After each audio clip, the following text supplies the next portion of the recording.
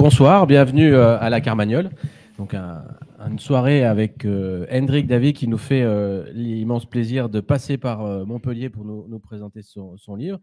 Donc juste un point d'information sur la Carmagnole. On est sur un bail qui est précaire désormais puisqu'on finit fin février le bail officiel. Donc on est en train de faire une dernière démarche auprès de la propriétaire pour rester après le 29 février. Et de toute manière, vu les activités et l'importance de ces activités pour la ville de Montpellier, je pense que même si la propriétaire ne le veut pas, nous, on est là, vous connaissez la chanson, donc on sera là à partir du 1er mars encore, avec un autre statut, plutôt un peu comme le Royal à l'époque, pour ceux qui connaissent, qui était vers le cinéma, qui avait été occupé pendant un petit moment. Donc voilà, on passe à un autre stade, mais ça sera une occupation avec paiement du loyer, bien sûr, parce qu'il ne faut pas que les propriétaires soient spoliés de leurs biens, quand même, ça serait trop dommage. Voilà. Donc ce soir, on a l'immense plaisir de recevoir Hendrik, un voisin, puisque marseillais, et qui vient nous parler de son livre qui a sorti il n'y a pas très très longtemps. Donc Le Capital, c'est nous. Et donc, merci. Les livres, d'ailleurs, sont présents à la table hein, si vous voulez les acheter. Ils sont pour une modique somme de 20 €. Et c'est quand même un pavé avec beaucoup de choses sur, comme on va voir ce soir, le diagnostic, des discussions sur le fond politique, beaucoup de théories aussi politiques et des questions de stratégie. Alors, dimanche dernier, c'était les 100 ans de la mort de Lénine. Est-ce que, du coup, tu as profité que c'était 2024 pour faire une nouvelle, un ressuscité de Que faire, son célèbre bouquin, ou est-ce que, voilà, pourquoi ce livre et qu'est-ce que tu as voulu faire en sortant cet ouvrage?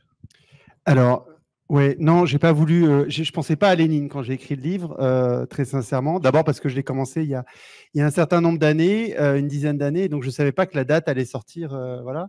Et par ailleurs, il est sorti le 7 octobre, donc au moment de l'attaque du Hamas. Donc bon, voilà. Non, on choisit pas forcément les dates de sortie de ces livres et en fonction de Lénine. Mais très sincèrement, c'est pas une mauvaise entame parce que pourquoi j'ai écrit ce livre? D'abord parce qu'il y a une indignation face au monde dans lequel on est. Je pense que l'indignation, elle est partagée par les gens qui sont ici. Indignation sociale. Hein. Moi, je rappelle toujours quand même que on est dans un monde où il y a 1% des plus riches qui possèdent l'équivalent de 50% du reste de la planète, des plus pauvres en tout cas. Donc, et ces 1% des plus riches émet l'équivalent des 66% les plus pauvres en termes de CO2. Hein. Donc voilà, donc on est dans une captation de richesse et je pense que très sincèrement, moi quand j'étais jeune, mon grand-père me disait ouais, mais les riches, ils nous gênent pas. C'est-à-dire si chaque pauvre donne 20 centimes aux riches, vous connaissez ce truc, si chaque pauvre donne 20 centimes aux riches, finalement, le riche à la fin, il est riche et toi, tu n'es pas moins pauvre. Maintenant, c'est pas vrai. C'est-à-dire que si tu fais le truc inverse et que tu regardes, si tu redistribues la richesse de LVMH, hein, j'ai fait ce calcul un jour sur LVMH, si LVMH redistribue l'ensemble de sa fortune à ses salariés, et comme je pense que le capital, c'est nous, hein, c'est pour ça que ça s'appelle comme ça le livre, d'où le titre. Si LVMH, le patron de LVMH, redistribue l'ensemble de sa fortune aux salariés qui ont produit son capital, ils sont tous millionnaires. J'ai fait le calcul. Bon, c'est pas mal quand même, hein, imaginez. Donc ça veut dire quand même que maintenant, voilà, et ça, il y a une indignation, à mon avis, sur cette inégalité sociale. Mais là, ça nous fait sourire, mais derrière ça, il y a 300 000 personnes qui sont sans abri en France, dont certains qui meurent de froid encore aujourd'hui. Il y a des millions de personnes qui ont vraiment des grosses difficultés pour se loger. Et là, on va parler d'agriculture probablement après. Il y a près de 16% des Français qui ont des difficultés pour se nourrir, hein, qui subissent de la malnutrition. Donc, il y a cette indignation-là sociale. Puis, il y a un autre truc qui est évident, parce que moi, je suis chercheur en écologie, c'est que ce système, il est complètement absurde et qu'il est intenable. Bon. Moi, je le résume comme ça. Hein. Si vous êtes dans une idée qu'il faut travailler plus pour gagner plus, pour consommer plus, à la fin, c'est pas tenable. Hein, parce que c'est pour polluer plus. Et toutes les limites planétaires, on va les atteindre. Alors, on peut se dire que pour notre génération, c'est jouable. Peut-être pour la génération d'après, c'est jouable. Mais si vous placez sur 100, 200 ans, 300 ans, ce qui, moi, en général, je suis forestier en formation, on fait des modèles et des choses pour se projeter dans 300 ans. Dans 300 ans, ce truc-là de changer de téléphone portable tous les ans, de consommer l'énergie comme si c'était complètement une ressource infinie, c'est pas tenable. Voilà. Et donc, je suis parti de ces deux trucs-là en me disant, bon, c'est évident, je pense que beaucoup d'anticapitalistes, et moi je le suis, pensent ça. Néanmoins, on n'a pas d'ouvrage qui mette au goût du jour l'ensemble des théories marxistes en fait qu'on a hérité à la fois du XXe siècle, mais aussi d'après 68, hein, qui ont été renouvelées déjà après 68, et qui intègrent la question écologique et la question de l'autre prédation, qui est la prédation des hommes sur les femmes, et donc du patriarcat, et d'autres prédations qui sont le colonialisme, et qui essaie de voir comment, en fait, on peut imaginer un autre monde et qu'on met à jour aussi notre boussole et notre stratégie. Mais parce que là, il y a le constat de ça va pas, on va dans le mur, le syndrome du Titanic, tout ça d'un point de vue social et écologique. Mais ce que tu essayes d'esquisser, c'est quand même un horizon. Ouais. C'est-à-dire que pour savoir où est-ce qu'on voudrait aller ailleurs, il faut savoir avoir une direction, un peu une boussole, ou en tout cas un horizon à viser. Ouais, parce que c'est la première étape de ma stratégie. C'est-à-dire de me dire, on est souvent le nez dans le guidon. Et ce que je pense très important, c'est qu'on retrouve un horizon. L'horizon, en fait, c'est ce qu'on avait avec le communisme. Hein. Et c'est la très grande force du communisme et la très grande force du manifeste du Parti communiste. C'est-à-dire qu'il nous donnait un horizon. L'horizon, c'était le communisme. Et ensuite, il y avait le socialisme, vous connaissez tout ça, bon, il n'y a pas de souci. Et en fait, on a perdu cet horizon. En 1989, on l'a perdu. Hein, on peut se mentir, on peut se dire bah non, machin, mais on l'a en gros perdu. En plus, parce que foncièrement dans le communisme, il y avait quand même l'extension infinie des moyens de production, et ça colle pas avec, même si on réactualisait le communisme, ça colle pas quand même avec les contraintes environnementales. Il y a quelques bricoles effectivement à revoir. Il y a quelques bricoles à revoir, et j'intègre ça dans le livre. Mais globalement, donc on avait un horizon. Là, on n'a plus d'horizon. Bon. Et moi, j'utilise le terme horizon. C'est pas pour rien. Le terme horizon, c'est un truc qu'on n'atteint jamais. Et alors, quelqu'un m'avait fait la remarque un jour, mais on n'atteint jamais. J'ai dit, mais oui, on n'atteint jamais. C'est pour ça que je pense que je ne suis pas pour la révolution citoyenne, hein, je suis pour la révolution permanente. C'est qu'on n'atteint jamais l'horizon. Mais par contre, on a un horizon, et ensuite, cet horizon, je le décrirai peut-être un peu après, mais une fois qu'on a cet horizon, on peut se donner une stratégie et des tactiques pour essayer d'atteindre l'horizon. Et j'essaie de renouveler la réflexion, donc stratégie et tactique, et vous le verrez en réutilisant beaucoup Eric Olin Wright, qui a pensé et puis il y a Latour aussi qui a dit à peu près les mêmes choses, qui a pensé les choses en termes de boussole et d'orientation et de chemin. C'est-à-dire qu'on n'a plus un truc comme ça, et c'est là que je m'écarte un peu du léninisme d'une certaine manière, mais il n'y a plus un chemin idéal qui serait scientifique, qui aurait été donné une bonne fois pour toutes, et on l'applique. Non, on tâtonne et on accepte de tâtonner. Il y a une diversité de chemins qu'on peut emprunter. Mais bon, sur l'horizon, peut-être on peut développer un peu. Je ne sais pas si tu voulais développer. Mais justement, ce qui est intéressant aussi dans l'horizon que tu décris, c'est que tu as un statut un peu particulier. C'est-à-dire que toi, à la base, tu es un scientifique, militant politique, un scientifique, syndicaliste, et puis maintenant, il se trouve que tu as un boulot à l'Assemblée nationale comme député. C'est pas un boulot, hein, tu sais ça. Et donc, du coup, ça veut dire que tu as un statut un peu particulier, et du coup, un regard particulier. Et en quoi ça peut être intéressant, ça, d'avoir ce regard un peu décalé scientifique pour justement définir un horizon, un horizon qu'on viserait, avant de décrire un peu ce que c'est que cet horizon? Alors, le côté scientifique dans le bouquin, c'est que je suis très méthodique dans la façon de construire tout ça. Il y a de la biblio. Oui, alors oui, il y a beaucoup de biblio et c'est très méthodique. Je pense que ça, je serais philosophe, j'aurais pas construit le bouquin de la même façon. Parce que des fois, certains m'ont dit que c'était un peu dur, aride. Alors c'est facile, c'est pas dur à lire au sens. Je pars pas dans je suis pas un littéraire, hein, donc je me fais pas des très longues phrases très compliquées. Mais par contre, j'y avance méthodiquement.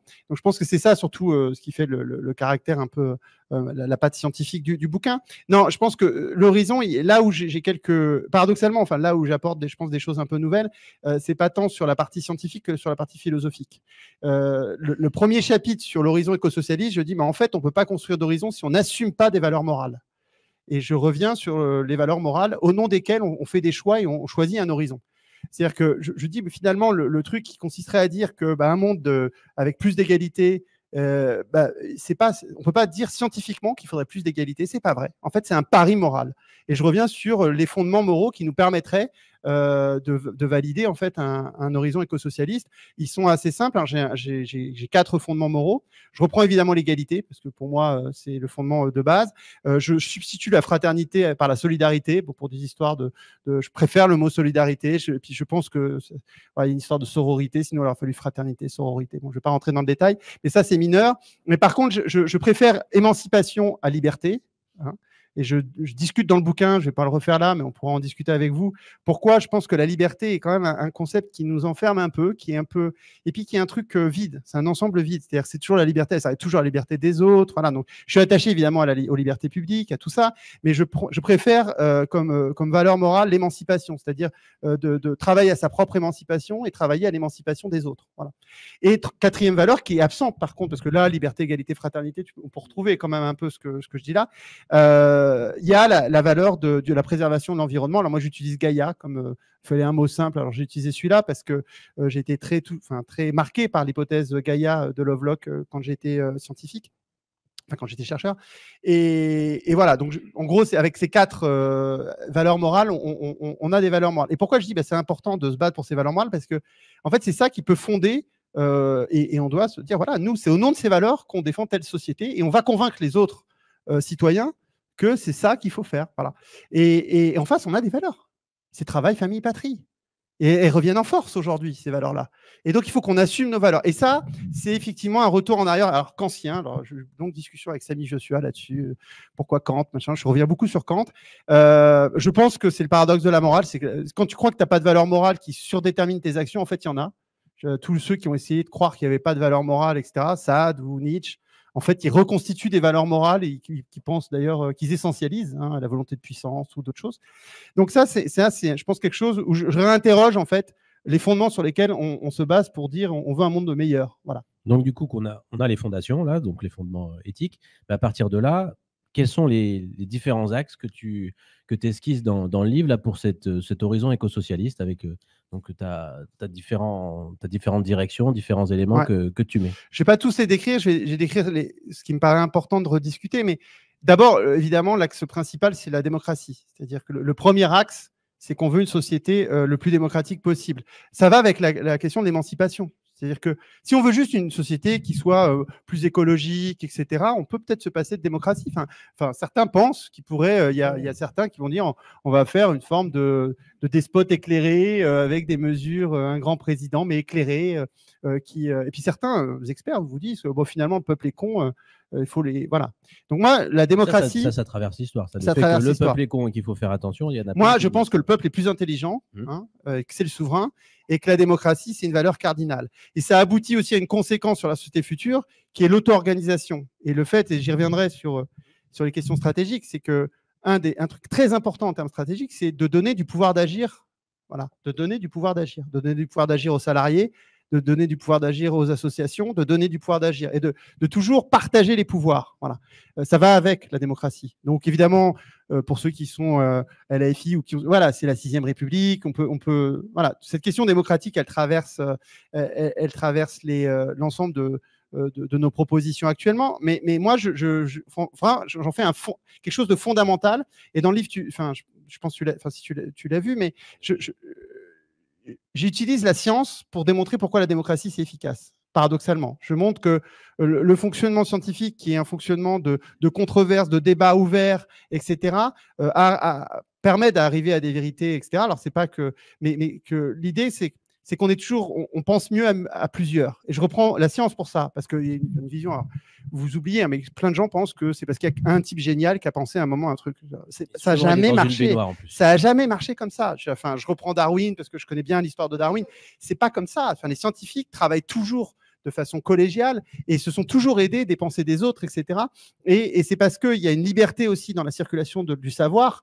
J'y suis très attaché à ça. Et donc, le partage des savoirs qui fait que la science progresse, en fait. Donc, elle est d'ailleurs mis en danger actuellement.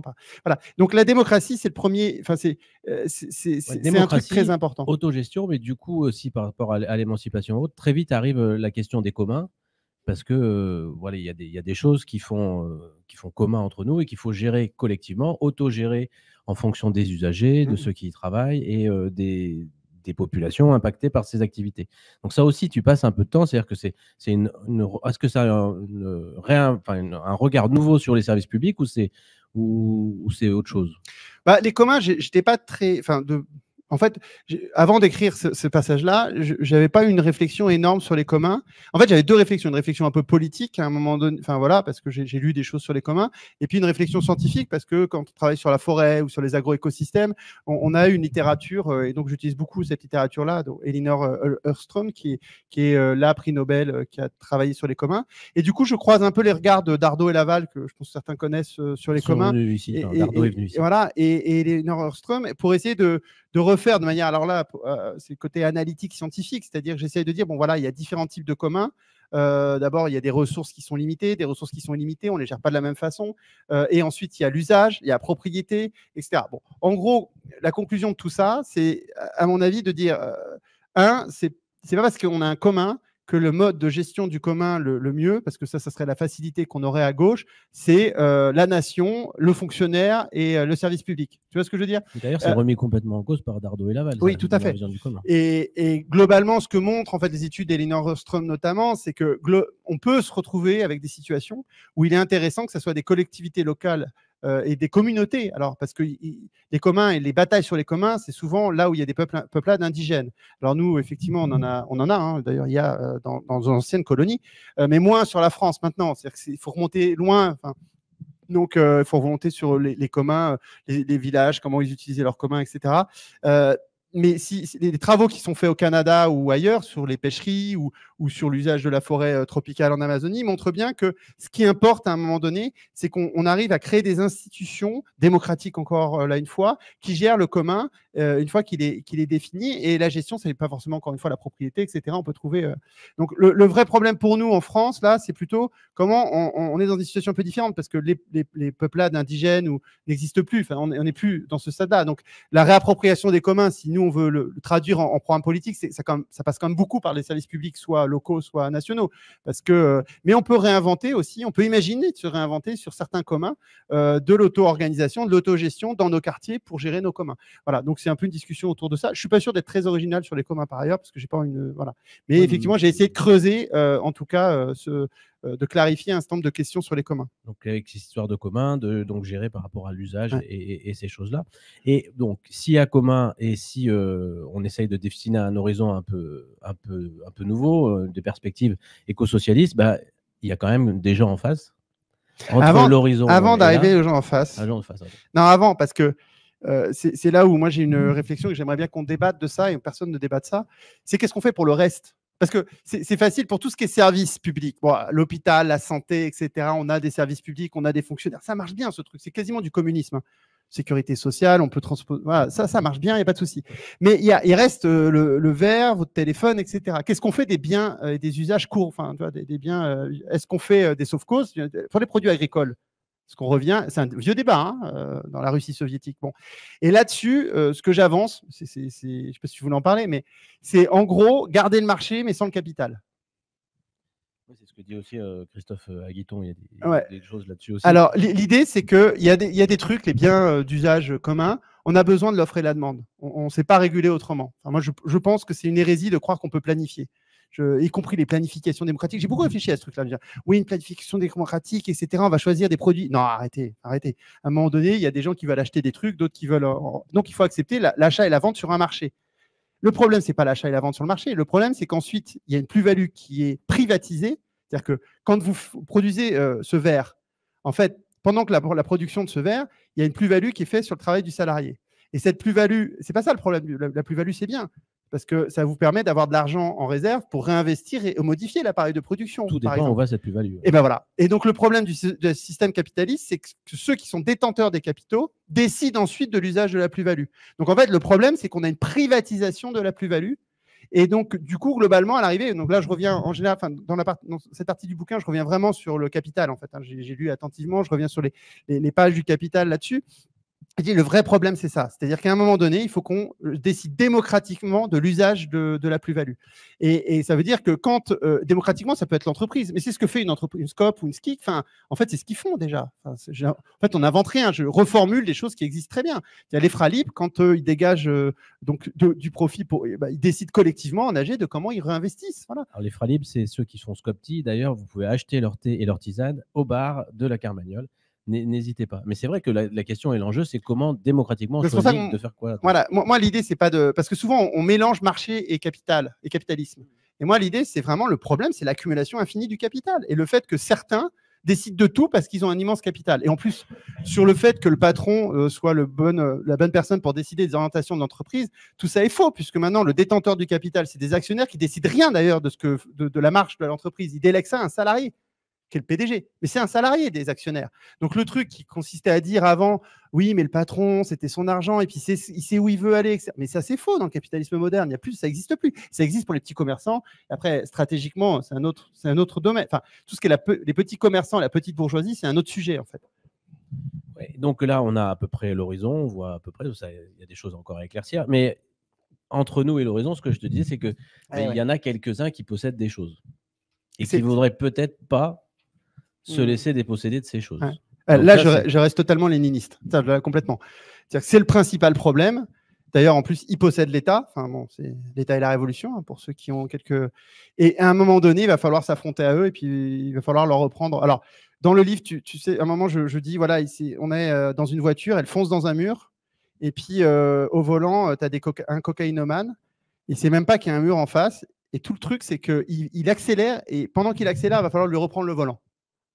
Il faut lui reprendre le volant. C'est vital. Il n'y a pas de croire qu'on va pouvoir les convaincre gentiment. Alors, j'ai toute une discussion sur c'est quoi le... Parce que plein de gens pourraient penser, c'est quoi la pensée de la bourgeoisie.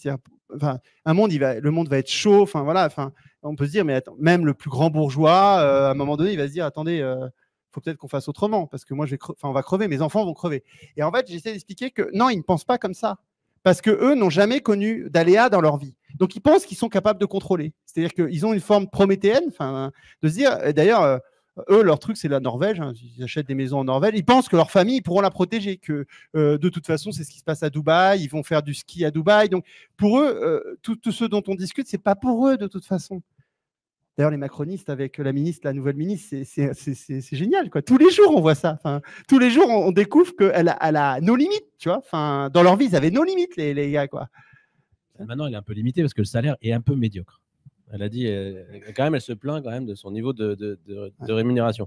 Mais bon, il y a des gens. Alors, il se trouve qu'en septembre, on fêtait les 50 ans du coup d'État du Chili Allende. Donc, ça fait un petit moment qu'on sait que se laisser déposséder, enfin que les capitalistes se laissent déposséder, ça ne se passe pas forcément comme on voit. Donc, ça veut dire que ça nécessite un peu de stratégie et un petit peu de voir par quel chemin on peut emprunter pour aller vers cet horizon, sachant que la confrontation, elle est un peu inéluctable. Ouais, et donc c'est pour ça qu'après, je parle pas mal de stratégie et de tactique, et que l'avant-dernier chapitre, c'est sur le jour d'après, quand on aura gagné, parce que c'est là où ça va devenir compliqué, parce que l'affrontement... C'est vrai qu'avant, c'est simple.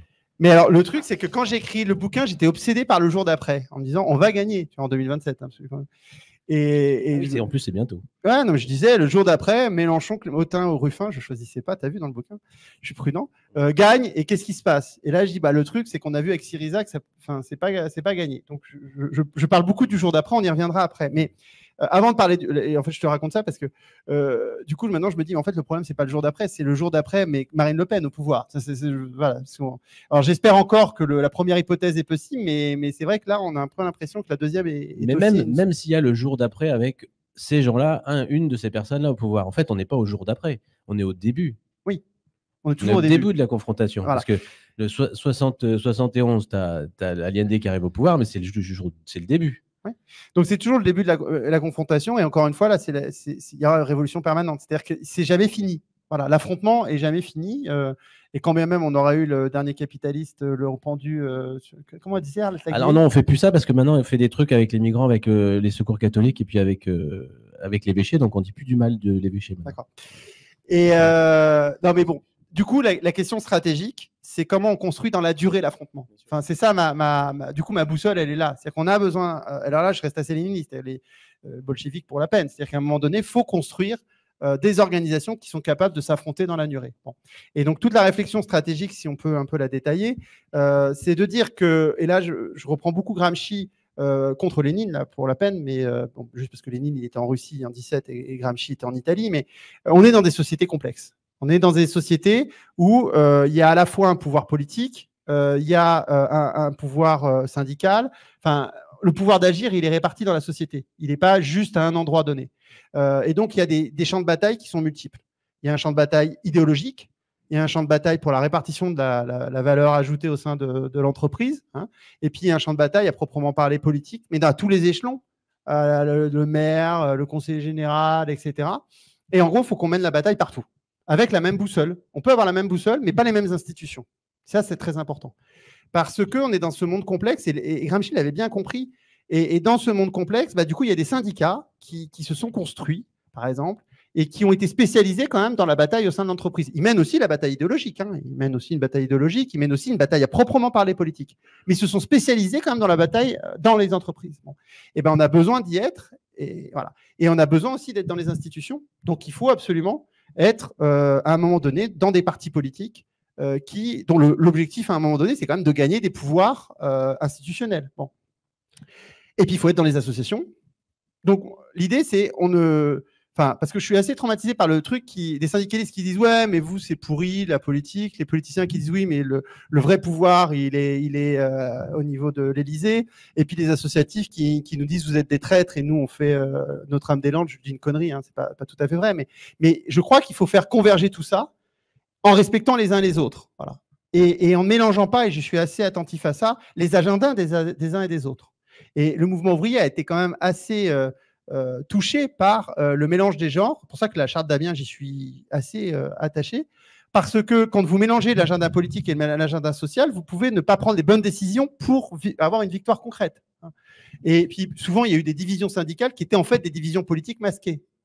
Alors qu'on a besoin de l'unité de la classe dans l'entreprise et qu'on aurait besoin de l'unité en dépit de divergences politiques sur d'autres choses. Voilà. C'est vrai que ça a pu arriver même récemment qu'il y ait des sortes de cacophonie entre différents champs, des champs politiques et champs syndicaux. Et donc, si tu allais juste plus loin, ouais. Très sincèrement, je trouve que c'était idiot que le secrétaire, j'ai oublié, c'est lequel ?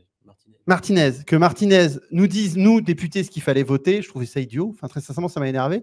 Et que Mélenchon ou d'autres disaient au mouvement social ce qu'ils devaient faire, je trouvais ça idiot. Enfin, on a le droit de penser des choses, mais il faut faire attention. Enfin, il faut respecter les uns les autres. Donc, il faut qu'il y ait une articulation entre associations, partis, syndicats. OK. Et donc, ça veut dire qu'il faut aussi des luttes, alors, s'il y a un affrontement. Donc, il y a des luttes dans quel secteur? Comment est-ce qu'on arrive à coordonner? Est-ce qu'il y a une percolation de tout ça? C'est difficile parce qu'il y a beaucoup de luttes, en fait. Alors, ça pose la question de la convergence. Moi, quand j'ai dit que oui, il y a des champs séparés, dans un débat, quelqu'un m'a dit « Ouais, mais alors du coup, on est chacun dans nos luttes, on va s'épuiser. » Alors, la première chose que je lui dis « Mais de toute façon, il y aura toujours des luttes dispersées et de toute façon, ça va toujours être fatigant. Enfin, il ne faut pas s'attendre à ce que ce ne soit pas fatigant. » Quelqu'un me disait « On a toujours l'impression… » Mais même si on gagne, il faudra continuer à te battre. Et en fait, c'est émancipateur. Tous les gens qui se battent, s'ils ne s'épuisent pas, il faut qu'on se préserve les uns les autres. Hein. Mais en réalité, c'est assez émancipateur d'être avec des gens qui partagent les mêmes opinions et qui luttent avec nous. On a une vie pleine et non, enfin voilà, je pense que c'est bien. Il faut continuer de lutter et on luttera même si on a fait la révolution. Bon. Et si ce n'est pas émancipateur, c'est qu'on a des problèmes dans nos organisations. Je vois certains qui dandolinent. Alors, ça doit être émancipateur. Deuxième chose, il faut qu'il y ait des moments de convergence. J'en vois deux. Les grands mouvements de masse.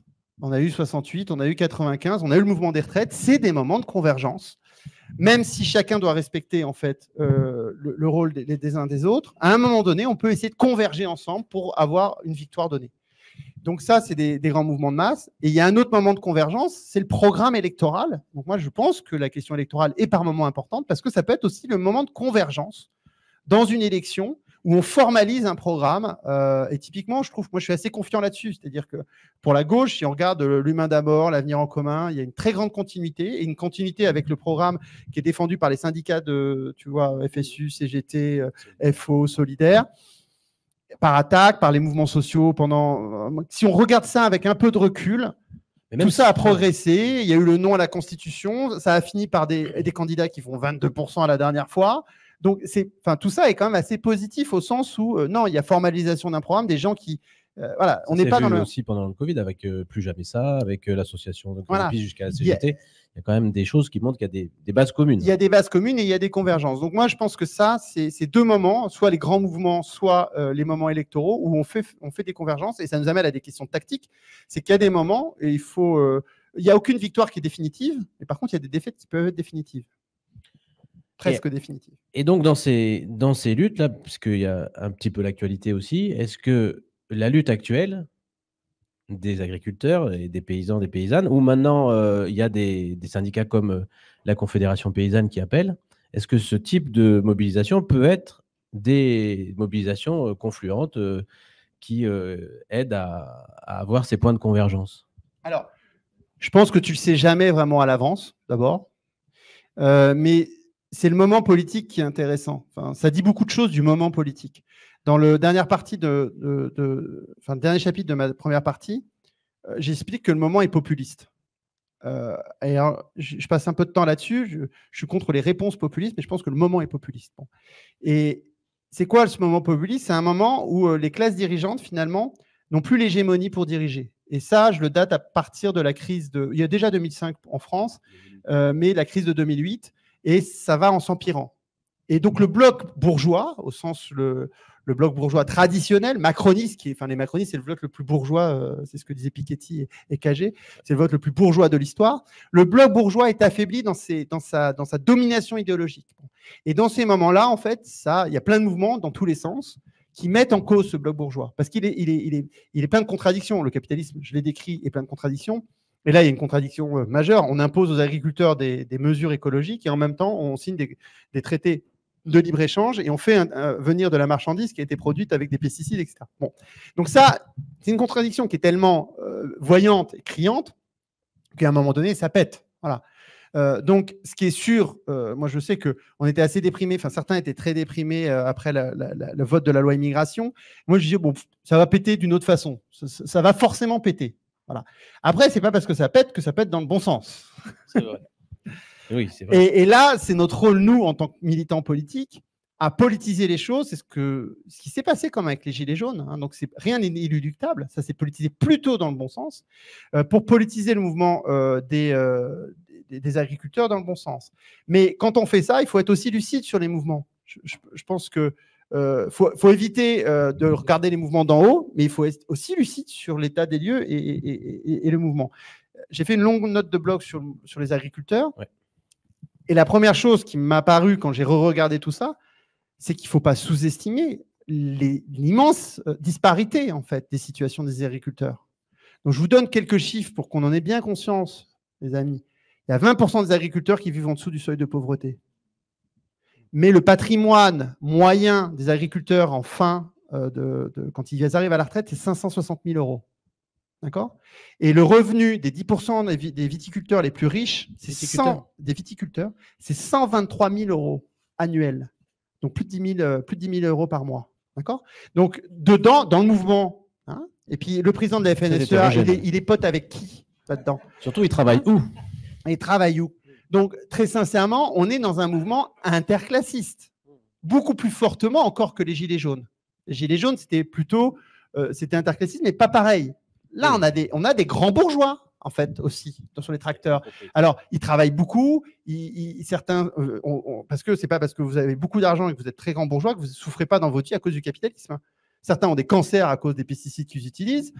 Certains ils vivent beaucoup. Il y a des gros problèmes de célibat. J'ai vu ça, et notamment chez les grands propriétaires, parce que et puis ils sont pas trop isolés. Non, c'est même pas.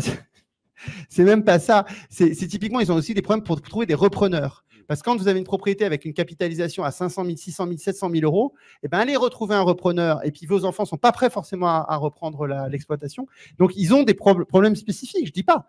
Mais néanmoins, il faut quand même voir la disparité en fait, de ça. Et puis, autre chose, hein, c'est la profondeur du vote Rassemblement national dans ces couches de population. Donc, ce n'est pas un truc… Politiser ça dans le bon sens, il va falloir le faire, il va falloir y aller.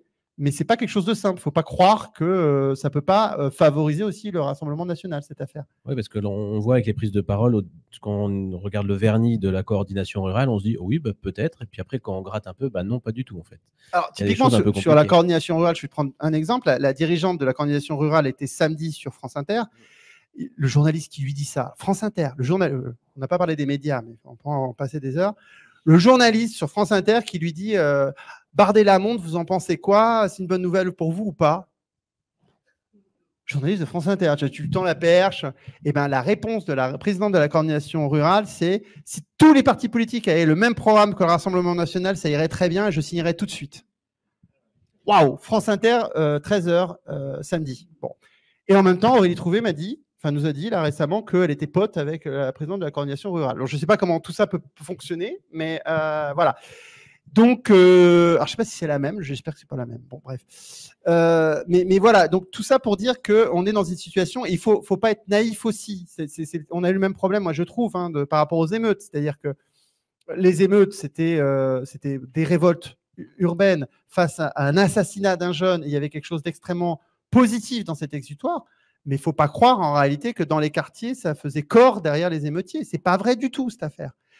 Et donc, il faut prendre chaque situation quand même. Là, on est dans la tactique plus fine.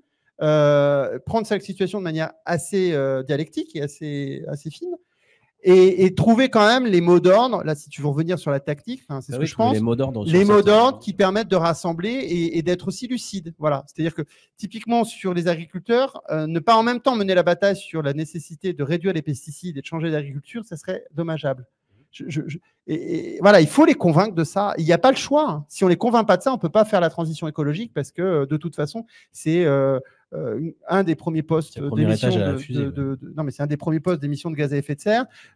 C'est la première raison d'extinction de la biodiversité dans nos campagnes en termes d'insectes, d'abeilles et d'oiseaux. Donc, si tu veux, c'est central cette affaire. Donc, on ne peut pas dire parce qu'ils se battent quand même contre les normes. Hein?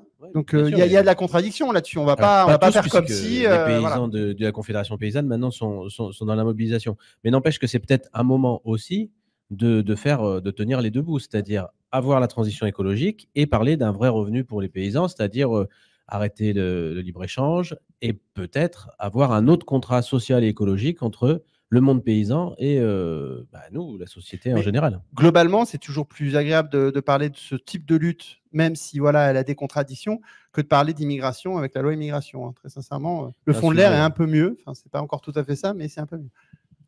Et donc, on va essayer. Alors, peut-être tu voulais parler des médias avant qu'on passe au débat, mais donc on peut peut-être… non, c'est dommage parce qu'il y a beaucoup de choses à dire, mais c'est pas très grave. On a l'occasion à la Carmagnole d'en parler assez régulièrement. Est-ce que du coup, on va essayer d'avoir un débat avec la salle, si vous avez des questions, pour que voilà, les différents thématiques… J'espère que ça vous a donné envie d'acheter son livre que vous pouvez trouver de là-bas.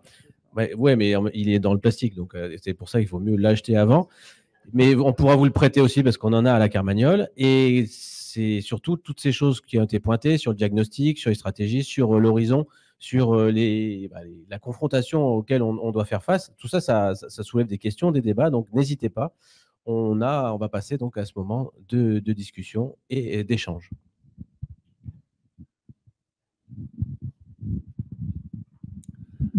Beaucoup de décisions se prennent au niveau de l'Europe. Et analyser uniquement sous le regard de la France me semble pas forcément être une bonne logique.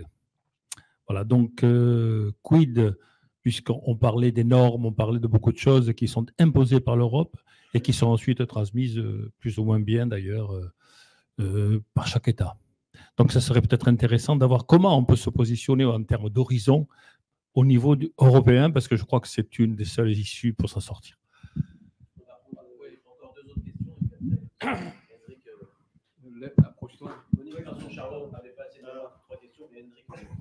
Oui, 2 points. J'ai été intéressé par la question sur les différents champs, champ associatif, champ intellectuel, parce qu'effectivement, ils sont pas, on les voit toujours, on pense toujours qu'ils sont en concordance, que ça va, comment on dit ça, ça se rapproche, ça va dans le même sens. En fait pas du tout, quoi. Hein, et donc, je sais pas, il y a quelque chose qui m'a intéressé là-dedans, auquel je peux pas répondre, j'ai pas de questions.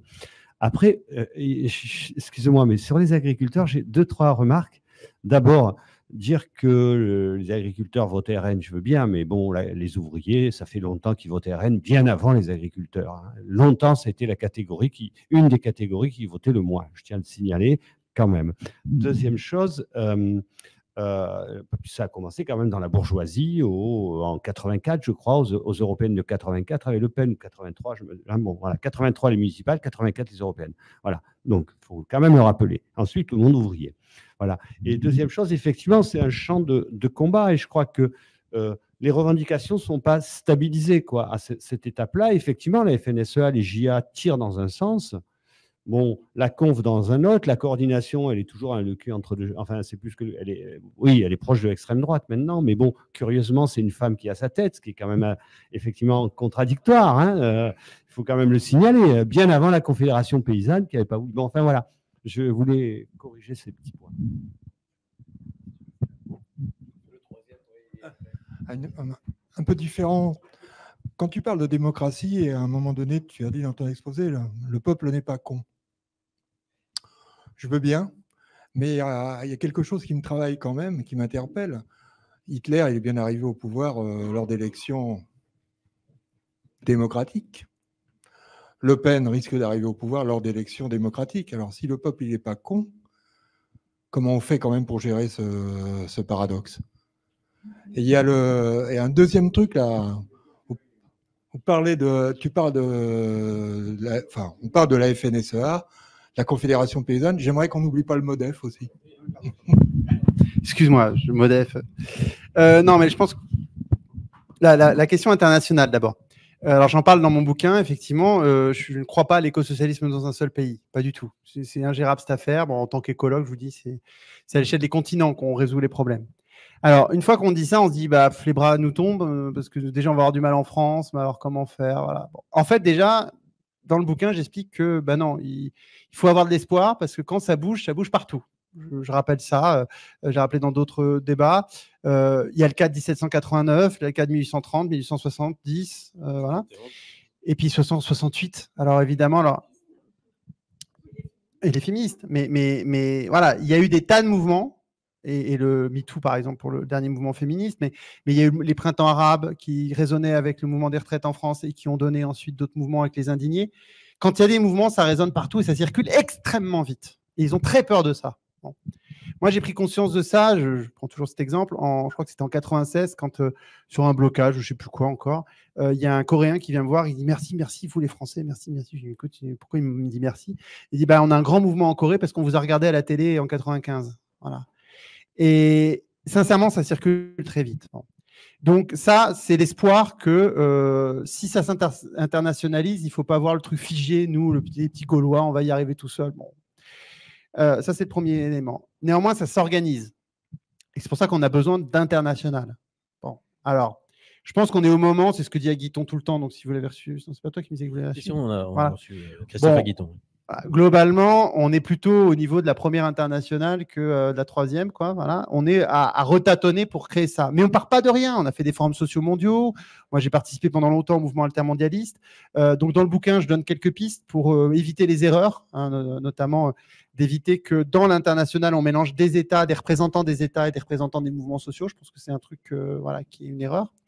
Parce que c'est un peu capoté les forums sociaux mondiaux au moment où vous vous retrouvez avec des représentants, par exemple du Brésil, hein, et puis en même temps le mouvement des paysans sans terre qui se font réprimer par le gouvernement Lula, quand même.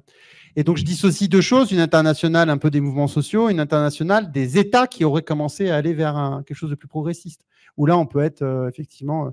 voilà, il faut être par moment pragmatique et trouver des alliés dans l'affrontement. Bon, dans le jour d'après, il va trouver des alliés. Peut-être que la Chine sera un allié ou pas. Peut-être que les États-Unis seront un allié. On n'en sait rien qui sera un allié le jour où nous, on bascule. Voilà. Donc ça, c'est les questions internationales. Tu me questionnais sur l'Europe. Moi, j'en fais pas un fétiche. Pourquoi ? Parce que je pense que plein de problèmes se résolvent, y compris avec les pays du Sud. Enfin, plein de questions se posent, y compris avec les pays du Sud. Moi, à Marseillais, ça se pose avec le Maroc, l'Algérie. Les ressources naturelles fossiles qui restent, ils sont dans certains pays du Sud, avec la Russie. Bon. Donc, du coup, moi, je pense qu'il faut reconstituer des blocs progressistes à des moments donnés ou avoir des partenariats privilégiés. Mais l'Europe telle qu'elle existe, moi, je suis assez sceptique. Bon. Je suis plutôt d'accord avec, je cite dans le bouquin, donc Razmit Kochoyan et Cédric Durand qui ont écrit un bouquin qui s'appelait « En finir avec l'Europe ». Il ne faut pas être naïf, ce truc-là a été construit pour casser en fait nos acquis sociaux. Donc, globalement, l'Europe a été une destruction massive des services publics, de tout ça, partout en Europe, et une mise en concurrence réglée de l'ensemble des travailleurs. Bon. Donc, dire, voilà, c'est par là qu'on va y arriver. Moi, je ne suis pas convaincu. Je veux bien être qu'on essaie de me convaincre, mais je ne suis pas convaincu de ce truc-là. Là où l'Europe a apporté des choses, probablement, c'est sur les questions écolo, en tout cas pour la France, si on regarde dans le détail, hein, parce que certains pays étaient plus avancés que nous sur ces questions-là. Mais je crois qu'il faut repenser, en fait, des groupements de pays ou des mouvements sociaux, etc., des formes internationales, mais pas forcément celles qui existent actuellement et qui est quand même une sorte de cheval de Troie du bloc bourgeois. Enfin, bon, je ne vois pas d'autre façon de le dire. Ensuite, sur la concordance des champs, c'est un vrai question. Non, c'est un super sujet, en fait. J'y avais pas pensé comme ça. Alors, j'utilise le terme de champ parce que Bourdieu l'utilise. J'utilise, voilà, et que je trouvais que ça me parlait, mais je ne sais pas si d'autres sociologues seraient d'accord avec ça. Que Bourdieu, mais globalement, la question de je pense qu'il ne faut pas absolument vouloir que ça soit toujours concordant, déjà. C'est-à-dire qu'il y a des moments où il faut accepter une forme de discordance. Mais tu as raison, il y a quand même un problème, c'est que si ça progresse sur un champ et pas sur l'autre complètement, eh ben, on va se retrouver à une situation qui pose problème. Moi, ce que je crains typiquement avec l'arrivée de la gauche au pouvoir, c'est une gauche qui ne pense pas suffisamment l'auto-organisation et l'autogestion, et donc qui ne pense pas le réarmement. Non. Pas démographique. Hein. Non, mais le réarmement du prolétariat, tu vois. Mais je pensais ça, mais il ne faut pas utiliser le truc de Macron, là, c'est le réarmement là, de Attal. Non, c'est Attal ou Macron, je ne sais même plus. Un des deux, c'est. Donc, mais ça, c'est une des craintes, c'est-à-dire qu'on se retrouve avec un pouvoir, typiquement, on gagne une élection, et la première chose et finalement, c'est pas. Quand tu gagnes une élection, tu dis, bah, tu n'as pas vraiment envie d'avoir des syndicats dans la rue, quoi. Donc, tu ne vas pas faire tout de suite les lois pour favoriser, si tu veux, l'auto-organisation des travailleurs. C'est ça que je crains, moi. Tu vois. Et il faut qu'on le mette dans le programme, il faut qu'on dise non. La seule chose qu'on peut laisser, d'ailleurs, en cas de. C'est ça, c'est de donner du pouvoir d'agir et de l'auto-organisation. Et puis ça, ils ne le reprennent pas facilement. Hein. Parce qu'on peut se la coupe, c'est dur, etc. Mais la sécurité sociale, les amis, c'est communiste, ce truc-là. Et ils ne l'ont toujours pas repris. Ça, c'est 45, ça fait combien d'années maintenant? Tu vois, ça fait un paquet de temps qu'ils essaient de le reprendre, qu'ils le digitalisent, etc. Et ils ne l'ont toujours pas chopé, ce truc-là. Parce qu'une fois que tu ils ont pris une partie de la gestion quand même. Mais le principe même de la sécurité sociale, ils n'ont pas encore réussi complètement à le dévitaliser. Voilà. Oui, ils la gèrent. Ils la gèrent. Mais ils n'ont pas complètement repris le truc. Mais reste l'idée, quoi. Mais l'idée reste, et pareil pour le statut de fonctionnaire, qui est un truc de malade, ce machin. Ça, on en parle moins. Moi, alors, c'est parce que je suis syndicaliste CGT, hein, mais de la fonction publique. Mais ça, je le martèle. C'est un truc de génial, quoi, le statut de fonctionnaire.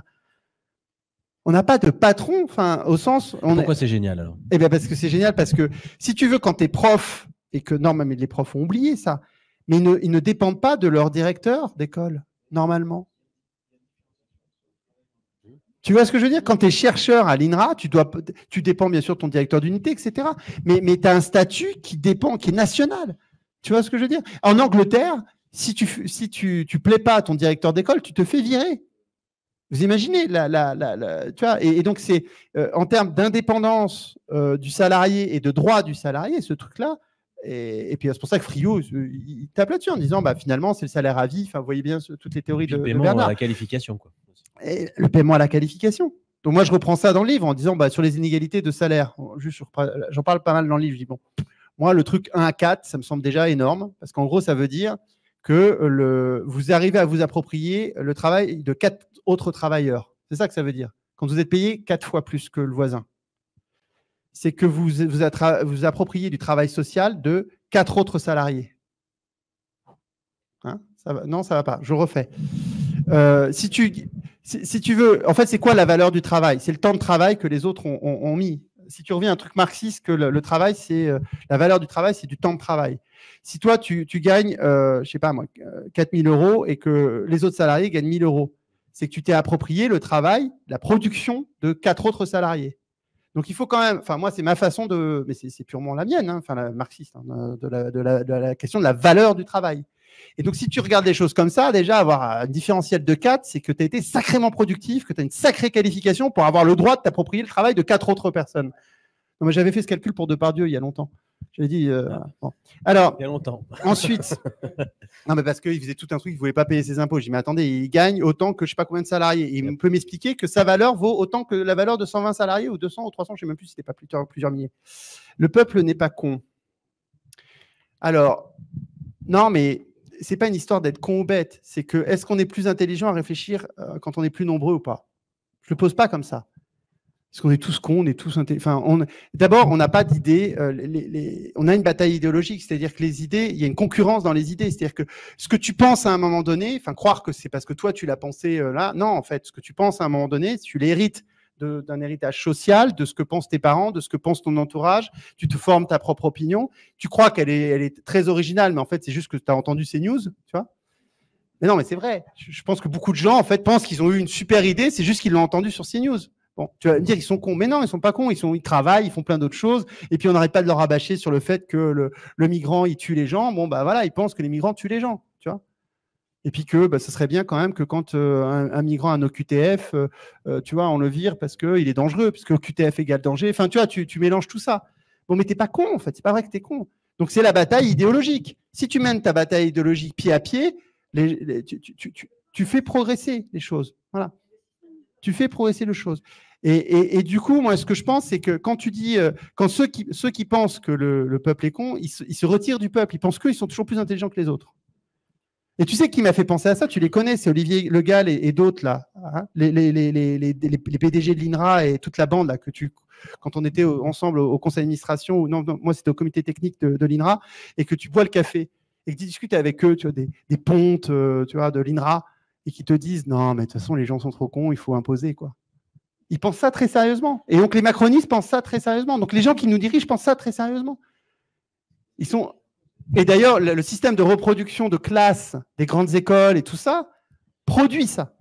Bah, ça permet de recycler tout ça. Et donc, bon, c'est assez positif parce que tout le monde n'est pas con. Donc ça, c'est quand même un point d'acquis pour cette soirée.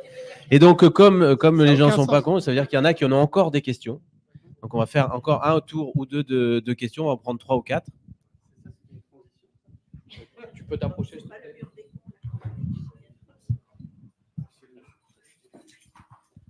Quand on n'est pas bon, c'est ça, il n'y a pas assez de fil. Et voilà. Mais là, c'est bon, là. C'est bon. Bonjour, je m'appelle André. Bien, tu as 2 choses qui m'ont interpellé dans ce que tu as dit. La valeur travail, ce n'est pas celle de Marx. Marx, il ne savait pas, donc il ne pouvait pas trouver la valeur travail. Il n'y a qu'une valeur travail, et celle-là, vous la connaissez tous. Parce que quand vous bossez, vous transpirez. Et vous transpirez pourquoi? Parce que vous consommez de l'énergie. Donc la valeur travail, en définitive, c'est l'énergie que vous mettez pour faire quelque chose. C'est ça la valeur travail. Et il n'y en a pas d'autre. Celle sur laquelle on est structuré, hein, ça fonctionne. Elle est complètement imaginaire. L'argent que nous avons, il est complètement imaginaire. Qui c'est qui peut me dire d'où sort l'argent? Alors l'histoire, elle est longue, bien sûr, quand on la connaît. Voilà. Donc déjà, ça, la valeur travail, Marx s'est trompé. Mais sur le fond, sur l'exploitation, il ne s'est pas trompé. La seule chose, c'est que à son époque, il n'y avait pas des archéologues, il n'y avait pas des, si vous voulez, des scientifiques qui fouillaient, donc ils ne savaient pas que le capitalisme, il avait commencé avec le néolithique. Le néolithique, c'est la fin de l'individualisme. Il pouvait être individualiste, c'était très bien, il n'avait qu'à cueillir, il n'avait qu'à chasser un petit peu. Déjà qu'à la chasse, il fallait qu'il se regroupe. Donc on pouvait tout simplement être tranquille dans son coin. Quand il a fallu produire, ça a été notre paire de manches. Il a fallu se regrouper.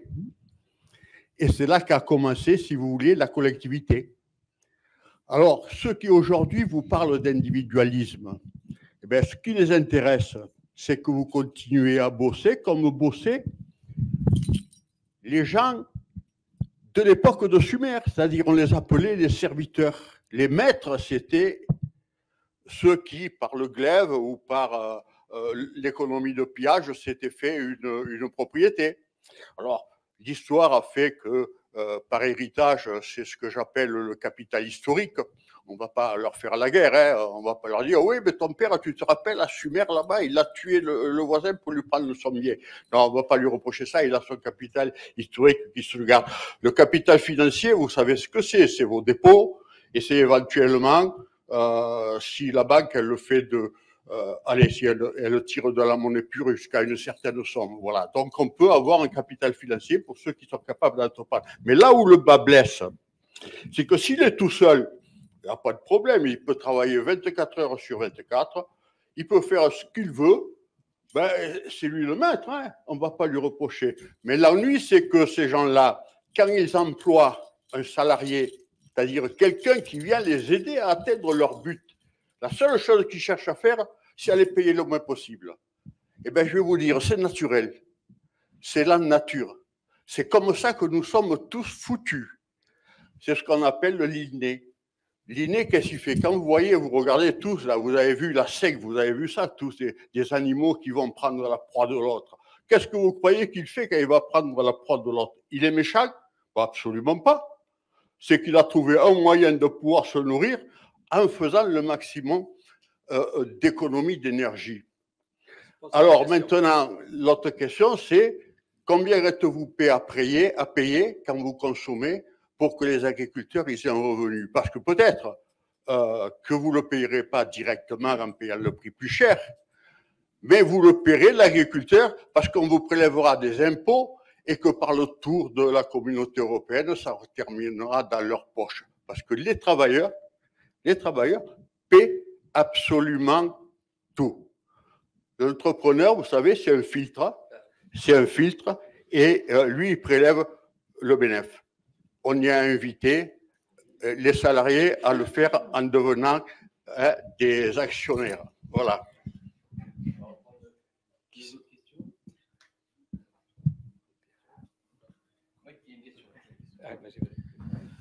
Bonjour. Et moi, je voulais revenir sur l'histoire de Frio, parce que je comprends pas comment. Parce que pour moi, le travail de Frio, c'est un outil, et c'est un outil méchamment révolutionnaire, et quelque part, c'est une bombe. Et je comprends pas pourquoi la gauche s'en saisit pas. Enfin, le Frio et le réseau salarié, en fait.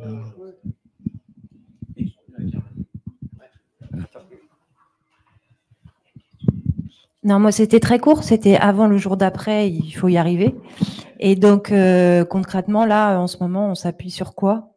Parce que les temps sont quand même un petit peu difficiles. D'un point de vue idéologique, la bataille est quand même... on a quand même beaucoup reculé face aux valeurs de l'extrême droite, qui sont quand même portées par le gouvernement et dont une partie s'impose. Alors, il y a le mouvement social, il y a eu les retraites. Pour moi, ça, c'est le phare dans la nuit. Alors, on a perdu. Le poids de la défaite est quand même assez lourd. Mais il y a eu ça, donc peut-être qu'on peut s'appuyer sur ce qui reste de ça. Mais voilà. Et puis après, sur les alliés du jour d'après, à part les pays et les organisations dans le monde.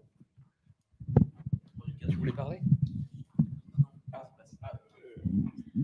Enfin, il y avait beaucoup de sujets. Du coup, moi, j'avais mis plein de trucs, donc je ne peux pas dire tout. Alors, à propos des valeurs, donc, enfin, vous avez à un moment donné énoncé au départ que la base était la moralité, enfin que la morale avait un certain intérêt dans la bataille politique, ce que je crois aussi, mais je me méfie quand même des valeurs, parce que quand même les socialistes, ils ont pas mal suriné avec leurs valeurs, et ça nous a... Bref, et les gens de droite, les capitalistes, ils ont des valeurs aussi. Et en plus, actuellement, ils nous serinent pas mal avec la création d'emplois, parce que c'est eux qui détiennent la fameuse création d'emplois. Bon, moi, j'aimerais bien savoir ce que vous en pensez, parce que moi, je n'y crois pas à ce truc-là, à la création d'emplois. Et je voudrais qu'on démonte un peu, qu'on déconstruise un peu ce mythe de l'emploi absolument nécessaire qui serait créé par soi-disant les capitalistes. Enfin, ça me semble un pilier à démolir pour que on tombe un peu dans le vrai. Voilà, on n'a plus besoin de tous ces emplois fictifs, faux, qui servent à rien, qui servent simplement à reproduire de l'inutile, etc. Alors qu'on pourrait faire une redistribution de la plus-value captée par puisque avec la numérisation, la robotisation, etc., l'emploi, bon, voilà. Attends, une dernière après la...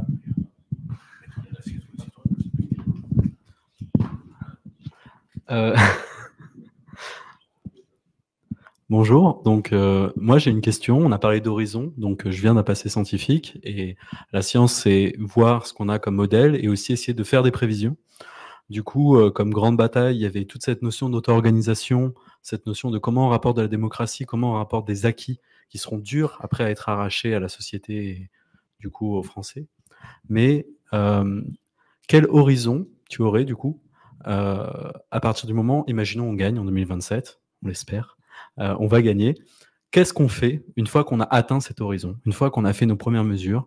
Est-ce que tu vois des mesures qui pour toi sont essentielles comme acquis à attraper, à essayer d'advenir au plus vite? Parce que bon, on va gagner, on ne va pas déclarer la révolution permanente tout de suite, on ne va pas déclarer la révolution et le communisme absolu. Donc, comment est-ce que tu vois? Est-ce que tu as des pistes là-dessus? Je sais que c'est une question qui est un peu dure parce que c'est un peu faire le prophète, mais voilà. Merci. Je vais essayer d'y réfléchir pendant que je réponds aux autres questions. D'abord, sur la valeur travail. En réalité, alors il y a d'autres marxistes qui ont travaillé sur la théorie de la valeur et qui ont critiqué la théorie de la valeur selon Marx. Donc, c'est un débat assez passionnant. Moi là-dessus, je pense que c'est la valeur sociale qu'on lui donne. Donc, je ne pense pas qu'il y ait de réponse scientifique ou naturaliste à la valeur. Oui, tu as raison, le travail en physique ou en biologie, c'est ce que tu dis. Mais les êtres humains ont cette capacité de décider, en fait, de ce qu'ils veulent comme valeur. Et moi, je pense que c'est mon choix, que le temps de travail, ça me paraît, et par contre, ça, c'est ce que dit Marx. Pour lui, c'est vraiment la valeur, c'est le temps de travail. Donc, moi, je pense que le temps de travail est quelque chose d'intéressant. Et après, c'est évidemment croisé avec la productivité au travail. Voilà. Et donc, c'est pour ça que moi, la valeur en soi d'un travail n'est pas intéressant. C'est quand tu compares deux travails différents et comment. Parce que la seule question, c'est est-ce que tu mets tout le monde au même salaire ou pas, en fait. C'est ça le truc qui est derrière. Je vous prends, et c'est très concret. Il y a une expérience d'autogestion, en fait, donc dans une maison de santé à Marseille. Ils ont décidé, c'est super, dans les quartiers nord de Marseille, à la Cité Caliste, une expérience extraordinaire. Et ils ont tous le même salaire. Pas mal, d'ailleurs, un salaire de 2000 et des poussières. Alors, du coup, ceux qui font l'accueil ou ceux qui sont des travailleurs sociaux, ils sont super contents. Jamais dans leur monde, ils auraient ce salaire-là. Et les médecins, c'est compliqué. Les médecins, c'est compliqué. Bon. Et ben, c'est en crise. Et il y avait la même truc d'auto-organisation à Toulouse, il y a 10 ans de ça, on les avait rencontrés. Et ils avaient décidé assez vite que les médecins avaient le double salaire parce que pas le double, alors c'était 1,5, je sais pas quoi, mais parce que c'est eux par la Sécu qui, de toute façon, faisaient tourner le truc et que quand il y en a un qui partait, il fallait quand même en faire venir un. Et si le salaire est 3 fois moindre que ce qu'il a à l'hôpital et 10 fois moindre que ce qu'il. C'était difficile. Et par ailleurs, la responsabilité n'était pas tout à fait la même. Moi, j'ai eu un médecin avec qui j'ai discuté, il disait ils sont gentils, mais enfin, moi, la responsabilité que je prends quand. Voilà. Donc, ça peut se questionner, le fait de ne pas exactement avoir les mêmes salaires. Et donc, moi, c'est juste dans le livre, je dis 1 à 4, c'est ce qu'il y a dans la fonction publique. En réalité, c'est les grilles de la fonction publique. De manière très, réservée, je dis pourquoi pas, on en reste à 1 à 4. Sachez que dans le programme de l'avenir en commun, c'est pas 1 à 4, c'est 1 à 10, etc. Moi, je pense que dans une société moderne, 1 à 4, ça me semble déjà beaucoup. Voilà, c'est tout ce que je dis par rapport à la valeur du travail, pas plus, pas moins. Bon. Ensuite, sur le vrai prix, tu as raison, c'est un vrai souci qu'il ne faut pas mettre sous la table, le vrai prix des denrées alimentaires. D'abord, si vous avez, moi je suis à une AMAP, si vous avez une AMAP et vous voyez le prix du panier de la MAP, vous voyez bien quand même qu'il faut payer un certain prix au panier de la MAP. C'est pas, il y en a qui sont au panier de la MAP, ils doivent le savoir. Bon. Et donc ça veut dire quand même que globalement, on ne paye pas le bon prix. Enfin, on ne pas correctement, on rémunère pas correctement les agriculteurs.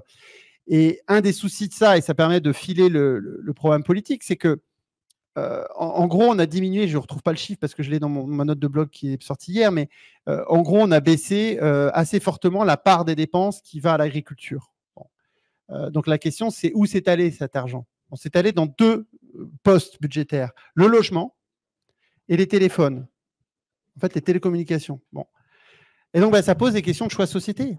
Mais ça veut aussi dire que vous ne résolvez pas complètement la crise agricole si vous ne résolvez pas la crise du logement.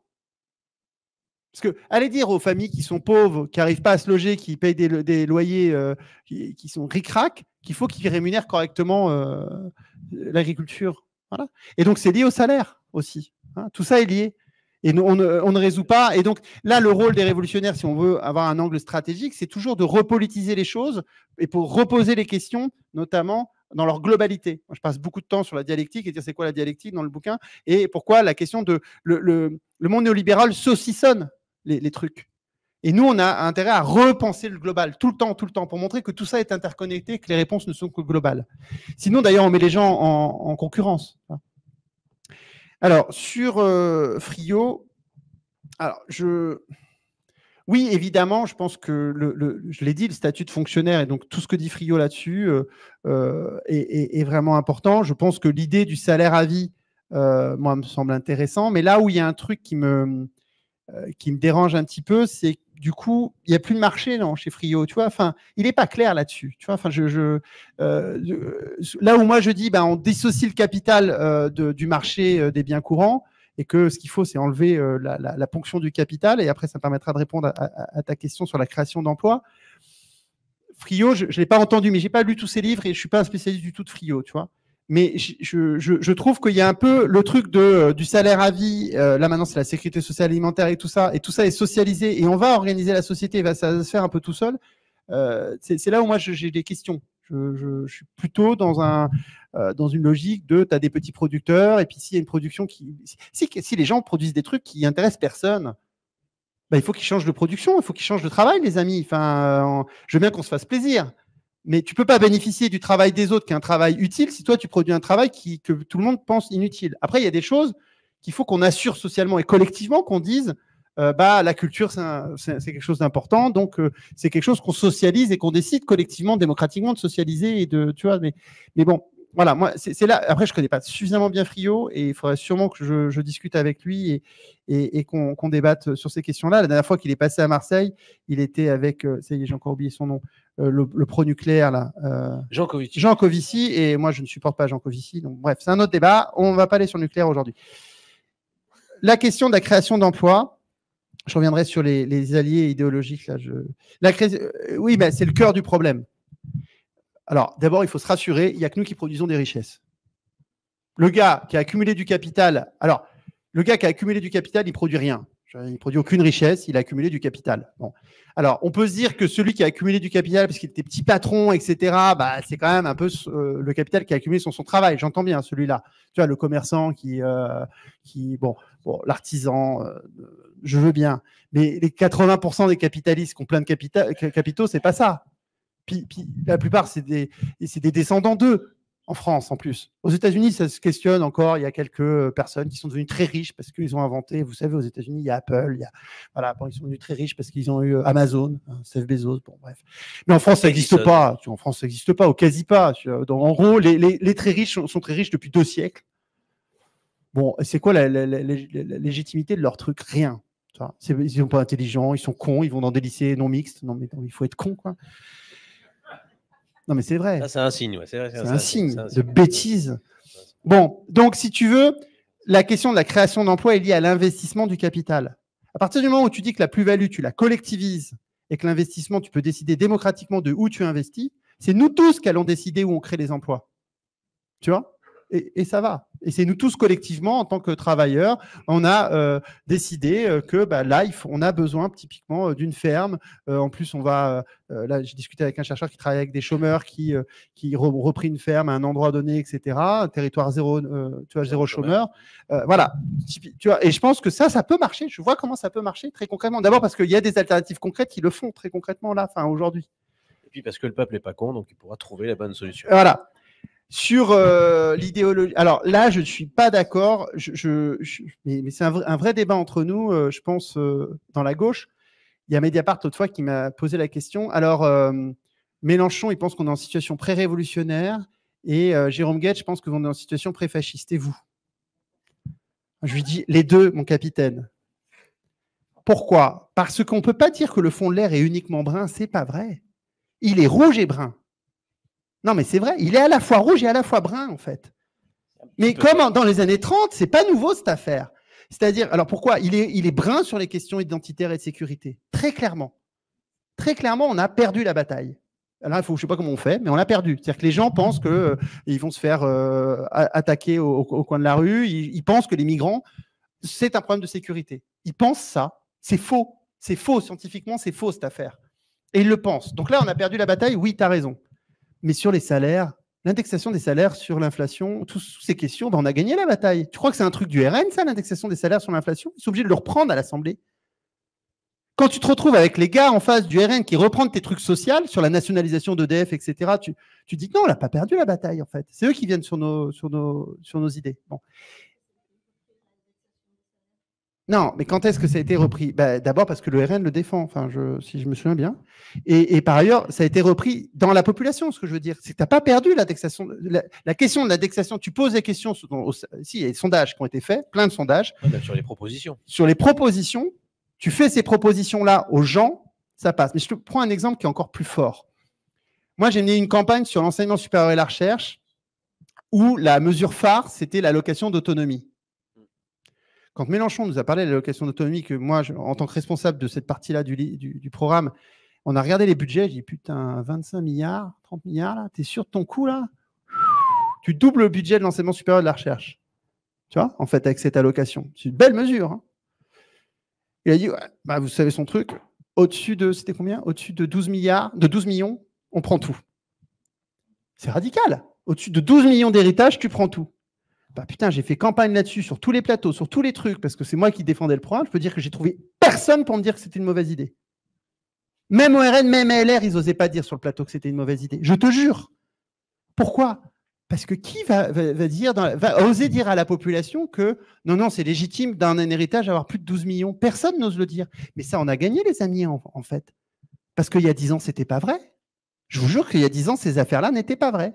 Donc non, le fond de l'air n'est pas complètement brun. Il est rouge et brun, moi, je pense. Alors, quels sont les alliés qu'on a?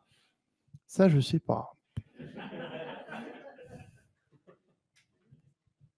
Non, mais les alliés, tu parlais international, hein, et les alliés locaux, bon, ça, je sais pas, tu vois. Enfin, si on arrive au pouvoir, il faudra être pragmatique. Bon, moi, je suis plutôt dans le truc inverse, mais on en discutera peut-être après. C'est qui sont les plus dangereux. C'est le débat qu'on a eu avec mon camarade Frédéric Mathieu la dernière fois que je suis passé à Rennes pour mon bouquin. Lui, il était spécialiste un peu de la défense, et donc je lui ai posé la question. Je lui ai dit, bon, si on arrive au pouvoir, l'armée, elle fait quoi? C'est des questions qu'on ne se pose pas. Tu vois, mais qu'on devrait se poser. On devrait se poser. Bon, il m'a dit, non, l'armée, ça va. Mais par contre, la police, ça ne va pas. Voilà. Heureusement, on a l'armée. Alors, la mesure...